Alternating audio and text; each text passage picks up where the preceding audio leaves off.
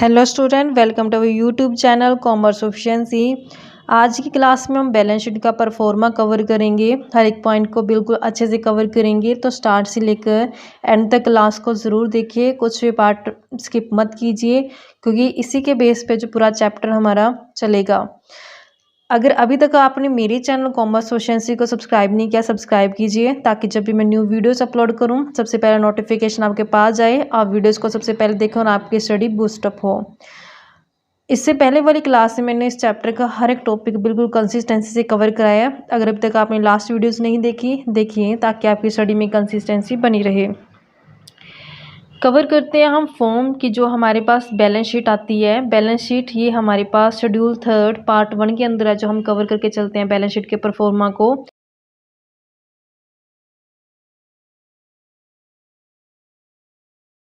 पहले जो शेप होती थी वो टी शेप होती थी, यानी कि हम जब पहले हम बैलेंस शीट पढ़ते थे वो ऐसी शेप की होती थी, टी शेप की।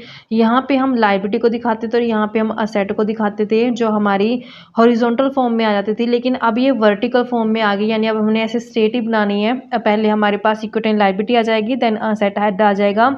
अब हमें ये जो शेप है इसकी, ये वर्टिकल शेप में है, जिसको कवर करके चलेंगे।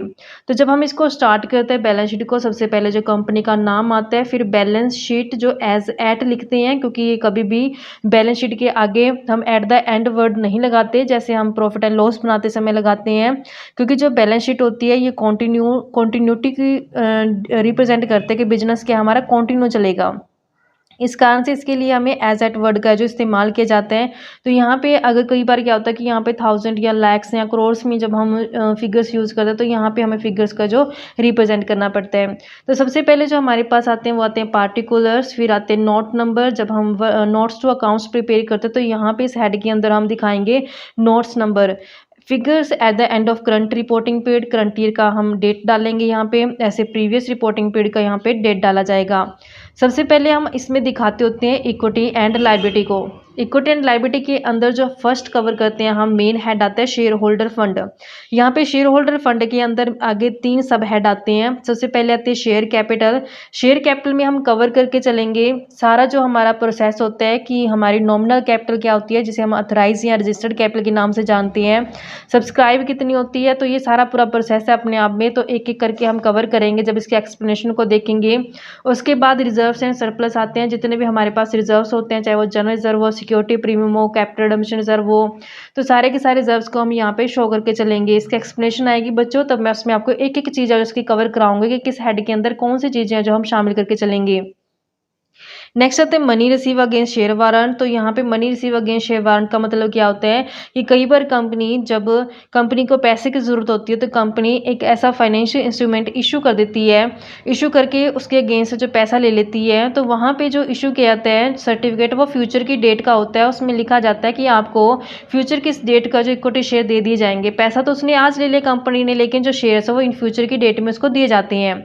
तो जब शेयर से इशू कर दिए जाते हैं, जब फ्यूचर की डेट आती है उस पर्सन को, तब उस पैसे को हम कहाँ दिखा देंगे, शेयर कैपिटल में। अदरवाइज वो कहाँ दिखाया जाएगा, money receive against share warrant के अंदर ही वो शो किया जाएगा, जब तक उसको शेयर्स है जो इक्विटी शेयर अलॉट नहीं कर दिए जाएंगे।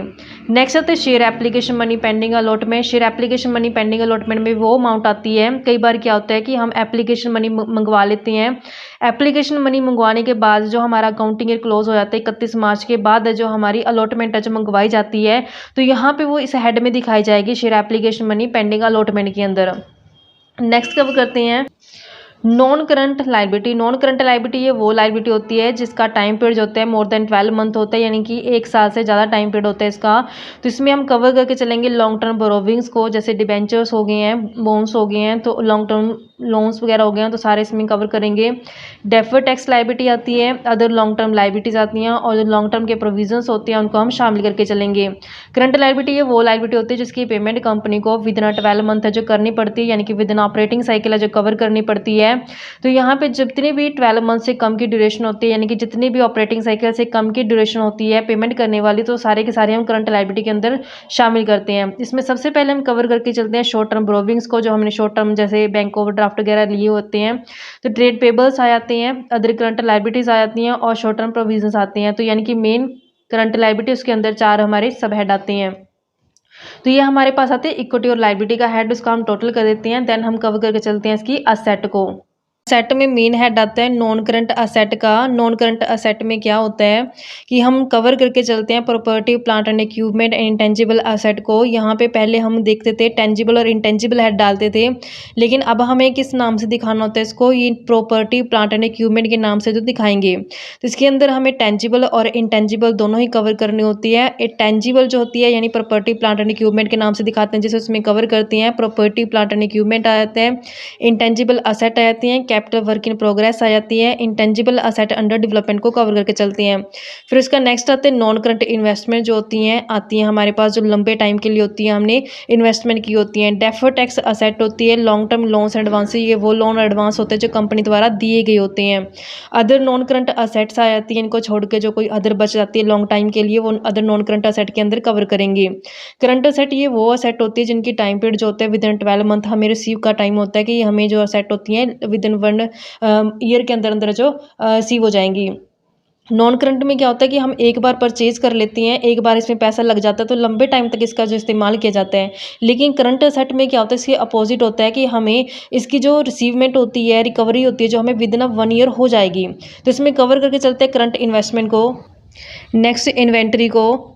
नेक्स्ट आते हैं हमारे पास ट्रेड रिसीवेबल्स, और ऐसे ही कैश एंड कैश इक्विवेलेंट, जो कैश है और जो कैश के इक्वल होते हैं। शॉर्ट टर्म लोन एडवांसेस आते हैं, अदर करंट असेट आ जाती है।